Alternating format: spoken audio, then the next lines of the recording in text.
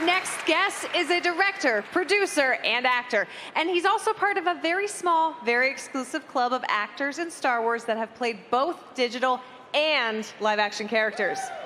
You may know him as Snoke or as Kino Loy in Andor. He's behind those doors right now, but as we all already know, there is only one way out. Please welcome Andy Serkis.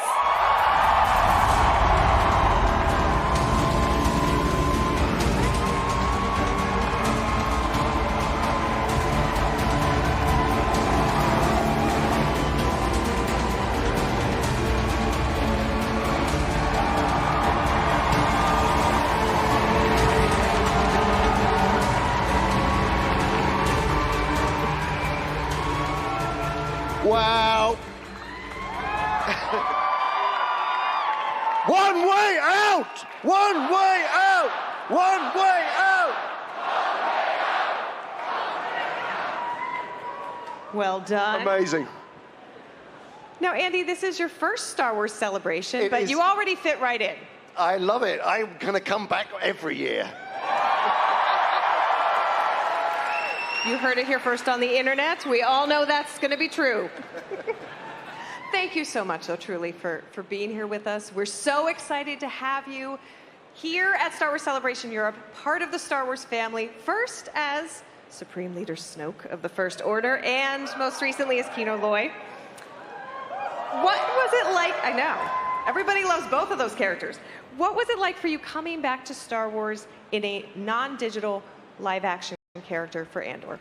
You know, it was really funny. When Tony Gilroy first talked to me about it and I was offered the role, I was really worried about taking another Star Wars role because there had been so many theories about Snoke.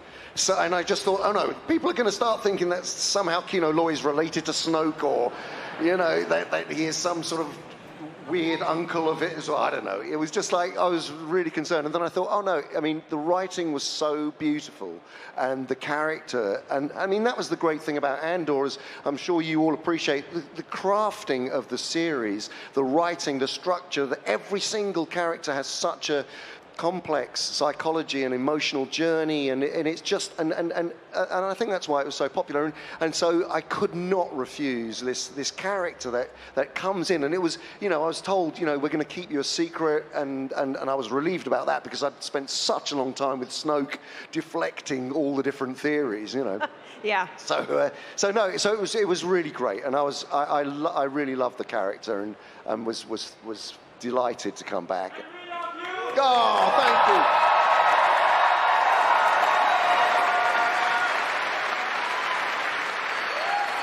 you. We love you, and we love Kino. How did you approach playing the character of Kino Loy after you said, I absolutely can't refuse this offer from Tony Gilroy? What I wanted to do was to really work out who Kino was before he went to prison. Because it was just like, what is it about this man that...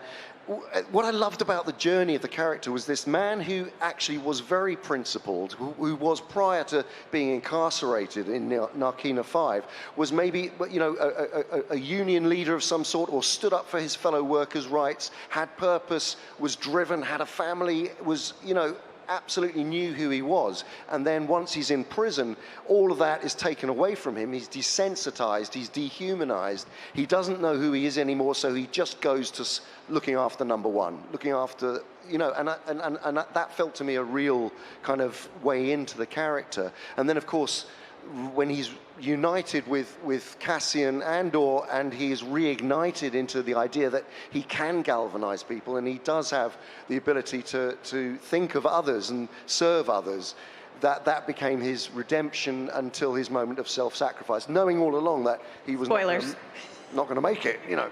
Yes. Oh. Yeah. Spoilers again, but I think that your singular line, I can't swim, was just the biggest heartbreaker of a line for me in the whole series. And there are a lot of heartbreaking lines in this series, but that one just cut me to the core. Yeah, when I read it, I was like, what? Can't swim? You're joking. I was like, did you say? Snoke can swim. Yeah. I know, it's just like... So anyway, people have been asking me what's going to happen to Kino Loy. I'm just leaving it at that. There you go. There you go. I love that you have a tremendous headcanon for Kino and his whole backstory, and it's very rich and it's a lived-in life. But did you draw on any real-life inspirations as you were working to build that character? Well, yeah, actually, in actual fact, the whole notion of being someone who is principled beforehand was really related to my late brother-in-law, who was, in fact, a union shop steward and actually did stand up for fellow workers' rights and was very much admired for that. So I did base it on someone real. Yeah. That is so lovely, and thank you for sharing that. You also brought an amazing intensity to this performance. I just felt like it was penetrating through the screen. It was just like you were in the room with me every single scene. How do you come down from something like that when you're doing a role like this and it is just, you are at an 11? I mean, well, the thing is, and that set was an incredibly intense set to work on. It was a beautifully designed set, but you really couldn't escape anywhere. You really were with everybody else trapped on that set. And of course it was... The method acting. It was, yeah. And of course it was COVID times as well. So it was really difficult. And some of those walkways were, they were like COVID test tubes, basically. We were just lined up, but masks on, quickly taking your masks off for the take, and then back. So it felt, and then being barefooted, and then those paper suits which do really desensitize you. And when you're doing this for weeks and weeks, and Kino is just such a, he's like a coiled spring. So it did keep you on edge for a lot. And so those moments where he flashes were kind of semi-genuine sort of moments of kind of, get me out of here. And when he starts to realize things are going wrong and that there is a possibility that they will never escape, it was something that we were all feeling. It was quite incredible. Yeah, and there's a lot from the performance that comes across just in your face in very subtle ways, and in your speeches, in the way you speak, in the dialogue, but also in that wonderful monologue in the last episode with you, not the last episode of the series. Were you surprised by the fan reaction to Kino Loy in general, but also to that moment where Kino Loy is giving the monologue from the heart of the prison and he's rallying everybody to find that one way out? It really did, for me, that piece of writing, again, going back to Tony Gilroy and his genius, to actually take a character on that arc and then give him that kind of rallying call, which doesn't have the confidence at first, which doesn't, he's lost his mojo really until he is inspired by Cassian to do it, and he suddenly, it's like he remembers, he sees himself. And that moment, then it starts to build, and then he, you see a man kind of regaining his consciousness and regaining his ability to bring people together, and that was really gratifying to play, and it was a very emotional scene to play as well. Yeah, it's transformative for Kino from when we meet him to where we leave him, and I will leave it at that. I know no more. I'm sure you know more than I do, perhaps. Since we're all friends here. Right? We're all friends here? Yeah. And I promise you will not be thrown in a Star Wars prison if you answer this next question. Did you take anything from the Andor set? Well, that's a yes. No, I didn't steal anything. Although I was very... Borrow. Did you long-term loan anything from the Andor set? No, but we were all given our cell numbers, actually, which are on the doors. You'll see them. All of the actors who played the characters, in those scenes, were given their cell numbers, which was really lovely to take. It was a really lovely memento, and we were all allowed to take home our sliders and flip-flops, which, quite frankly, you had to bin immediately because they were so disgusting. So you binned the sliders. Yeah. You kept the number. What have you done with it? Did you put it up? Yeah, that's outside my loo at home, actually. Yeah. That is the perfect place for that. Wonderful. Now, is there anything you want to say to all of these wonderful gathered fans here today, here in this room, and watching live from home at your first Star Wars celebration? Look, yeah, get on program. No, I would like to say that it is, you know, I came into this as a fan. I grew up, of course, with the movies and loved it, but my biggest inspiration was actually my brother is a super mad fan, and when I was offered Snoke, I just couldn't wait. He was the first person I told, and the passion that he has is like the passion that you all have, and that to be on the receiving end of that from you guys is, you know, it just goes to show a mythological,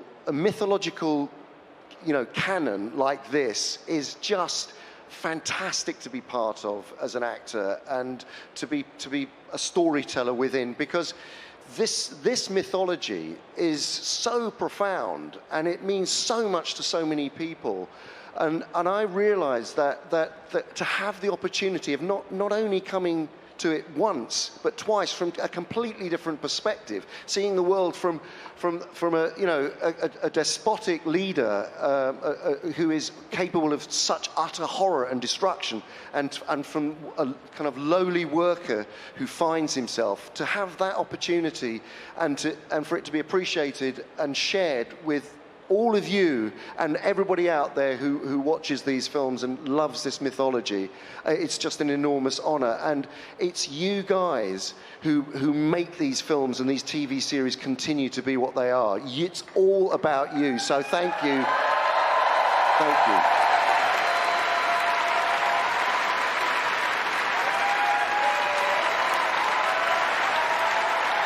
Well said. And the stories may be fiction, but the emotions are real and the passion is real, and we're just so glad to have you as part of the Star Wars family. Did you have a favorite part about your role in Andor? My favorite part?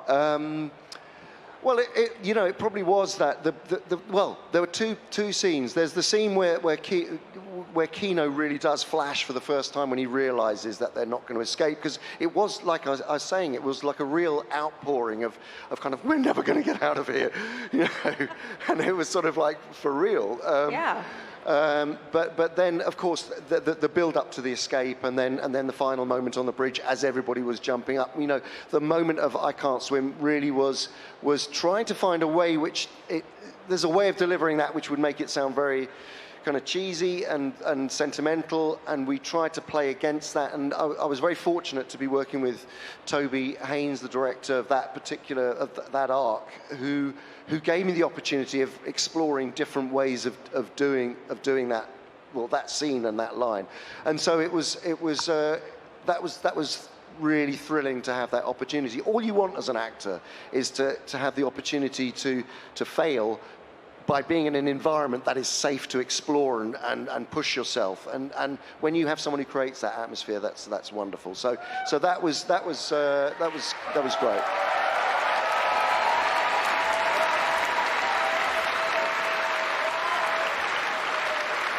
I'm just picturing you now, like at home in your bathroom now that has the sign on it, but before that, just practicing the I can't swim, I can't swim, I can't swim. And probably on program as well. Yes, did that take some practicing to get that growl just right? Yeah. I mean, when of course, when Cassian comes into the prison and we're introduced to the floor, the level 5 floor, you know, I really wanted him to be an obnoxious bully, and so I just thought he's just got to sound like he goes through this every day. There's prisoners arriving. He doesn't care. He's just going to get them through the door, get them working as quickly as possible. All he cares about is filling his quota for the day. That's it. End of story. So I just wanted him to be, you know, not your best friend, basically, you know. But by the end there, you and Cassian, well, you and Diego, I imagine, behind the scenes as well, but for sure Kino and Cassian are quite the duo. Yeah.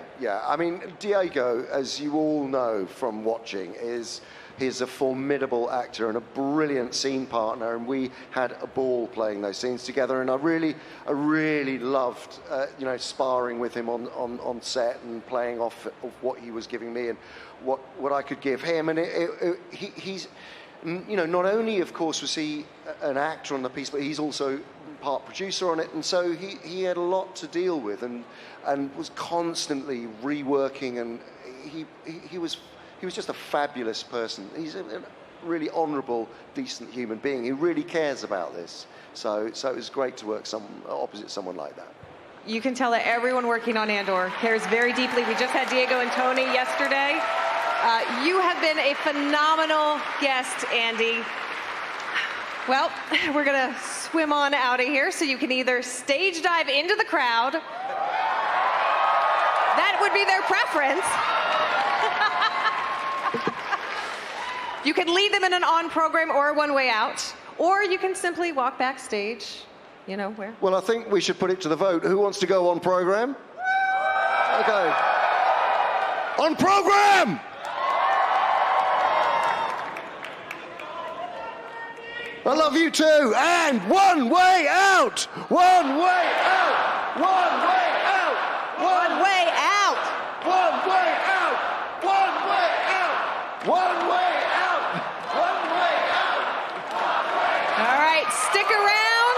We've got lots more from Star Wars Celebration Live coming right out.